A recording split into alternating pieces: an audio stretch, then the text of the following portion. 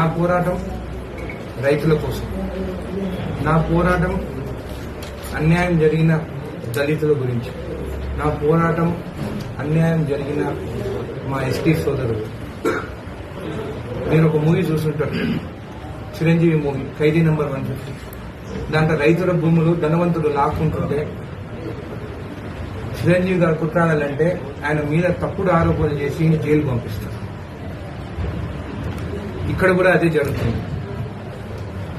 నేను కూడా మీ మీడియా వాళ్ళని ఒక్కటే కోరుకుంటున్నాను, మీ మీడియా అటెన్షన్ ఎక్కడ పోవాలో అక్కడికి వెళ్ళండి, రైతుల కోసం పోరాడండి. నేను కూడా ఆ మూవీలో ఎట్లయితే జరిగిందో, ఆయన ఆ రోజు వాటర్ ట్యాంక్ లో కూర్చొని మీడియా వస్తే అప్పుడు బయటికి ఆ ఇష్యూ అనేది బయటికి వచ్చింది. ఎందుకంటే కొంతమంది ధనవంతులు కావాలని మీడియాకి రాకుండా, అది కాకుండా మిమ్మల్ని కూడా కొంతమంది బెదిరిస్తారు.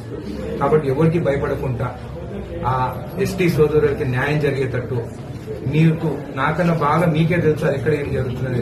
ఖచ్చితంగా మిమ్మల్ని అందరినీ ఒకటే కోరుకుంటున్నాను, వాళ్ళ కోసము, న్యాయం కోసము మీడియా వాళ్ళు వాళ్ళకి సపోర్ట్ చేయండి. నా గురించి కాదు, వాళ్ళ గురించి కొట్టాడని చెప్పి తెలియజేస్తాం. ధన్యవాదాలు.